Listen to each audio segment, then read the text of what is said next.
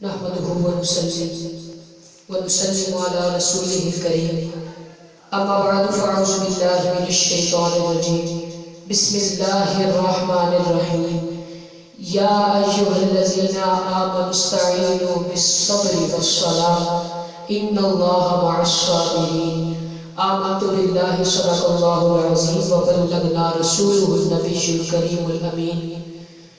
تمام حضرات نے مل کر میرے ساتھ درود پاک کا نذرانہ پیش کرنا ہے، کوئی لب خاموش نہ رہے۔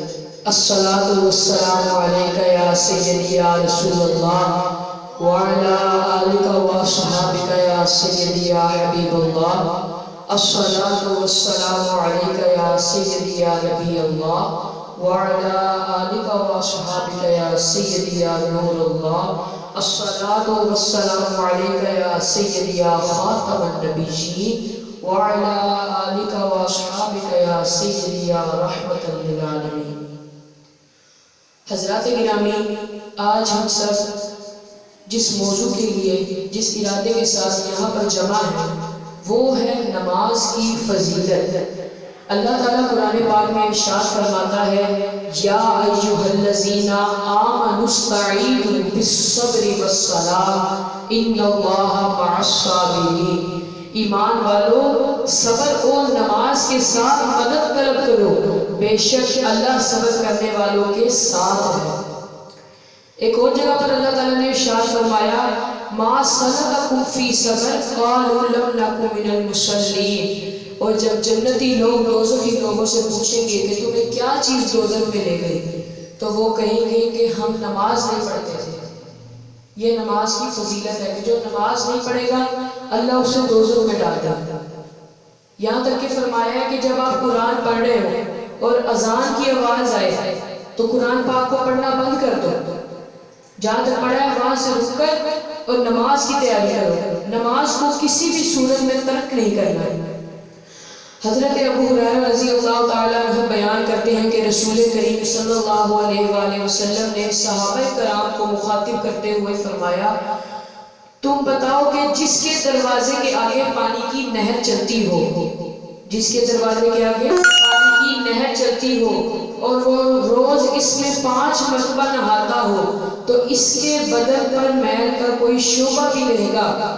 صحابہ کرام نے عرض کیا کہ نہیں، میل بالکل باقی نہیں رہے گا۔ تو آپ صلی اللہ علیہ وآلہ وسلم نے ارشاد فرمایا کہ تم سمجھ لو کہ 5 نمازوں کی مثال یہ ہے کہ اللہ تعالیٰ تمام صغیرہ گناہوں کو ان نمازوں کے سبب اسی طرح مٹا دیتا ہے جس طرح پانی میں میل کو اتار دیتا ہے۔ یہ بات سچ ہے، صحیح بخاری اور صحیح مسلم کی حدیث میں ہے۔ حضرت انس رضی اللہ تعالیٰ عنہ فرماتے ہیں کہ ایک آدمی رسول اللہ صلی اللہ علیہ وآلہ وسلم کی خدمت اقدس میں حاضر ہوا اور عرض کیا کہ یا رسول اللہ مجھ سے ایسا فعل سرزد ہو گیا، یعنی ایسا گناہ سرزد ہو گیا ہے جس کی وجہ سے مجھ پر حد واجب ہے، اس لیے آپ صلی اللہ علیہ وآلہ وسلم مجھ پر حد جاری فرمائے، مجھ پر حد جاری فرمائے۔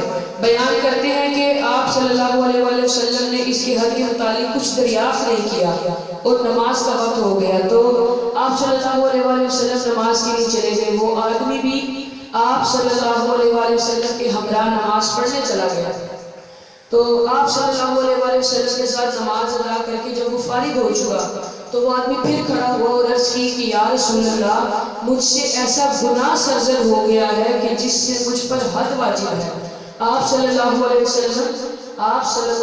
وسلم میرے بارے میں اللہ کا حکم نافذ فرمائے۔ آپ صلی اللہ علیہ وسلم نے فرمایا کہ کیا تم نے میرے ساتھ نماز نہیں پڑھی؟ تو وہ کہنے لگا کہ جی پڑھی ہے۔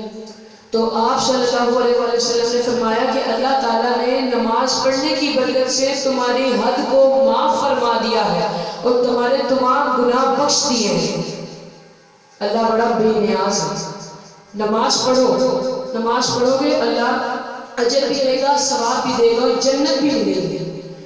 حضرت عبداللہ ابن مسعود رضی اللہ تعالیٰ عنہ فرماتے ہیں کہ میں نے رسول اللہ صلی اللہ علیہ وسلم سے پوچھا کہ اللہ تعالیٰ کو کون سا ایسا عمل زیادہ پسند ہے جو آپ کو بھی پسند ہے؟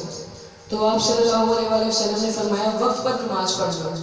قضا نماز نہ پڑھنا، وقت پر نماز پڑھنا، یہ اللہ تعالیٰ کو بہت پسند ہے اور ہمارے پیارے آقا کو بھی بہت پسند ہے۔ تو پھر پوچھا کہ پھر کون سا عمل بہتر ہے؟ آپ صلی اللہ علیہ وآلہ وسلم نے فرمایا ماں باپ کے ساتھ بھلائی سے پیش آنا، ماں باپ کی خدمت کرنا، یہ بہت ہی ایک بہتر عمل ہے۔ پھر آپ صلی اللہ علیہ وآلہ وسلم سے ارشاد فرمایا کہ اور بہتر عمل کون سا ہے؟ تو آپ نے فرمایا کہ اللہ کی راہ میں جہاد کرنا۔ عبداللہ ابن مسعود رضی اللہ تعالیٰ عنہ فرماتے ہیں کہ مجھ سے رسول اللہ صلی اللہ علیہ وآلہ وسلم نے یہی باتیں بیان فرمائی تھی۔ اگر میں کچھ زیادہ پوچھتا تو آپ صلی اللہ علیہ وآلہ وسلم اس سے بھی زیادہ بیان فرما دیتے، بے شک وہ اللہ کے رسول ہیں۔ تو یہ بات بیان کرنے کا مطلب یہ تھا کہ ہمیں نماز نہیں چھوڑنی چاہیے۔ نماز کی جو فضیلت ہے وہ بہت زیادہ ہے۔ ایک آدمی جس سے گناہ ہو جاتا ہے وہ آپ صلی اللہ علیہ وآلہ وسلم کی بارگاہ میں آتا ہے، آپ کے ساتھ نماز پڑھتا ہے تو اللہ نماز پڑھنے سے اس کے تمام گناہ بخش دیتا ہے۔ اس لیے ہمیں چاہیے اگر ہم نے بھی کوئی گناہ کیا ہے، گناہ کیا ہو نہ کیا ہو، نماز کو ترک نہ کریں۔ اللہ تعالیٰ ہمیں وقت پر نماز پڑھنے کی توفیق عطا فرمائے اور ہمیں تمام باتوں پر عمل کرنے کی توفیق عطا فرمائے۔ وآخر دعوانا الحمدللہ رب العالمین۔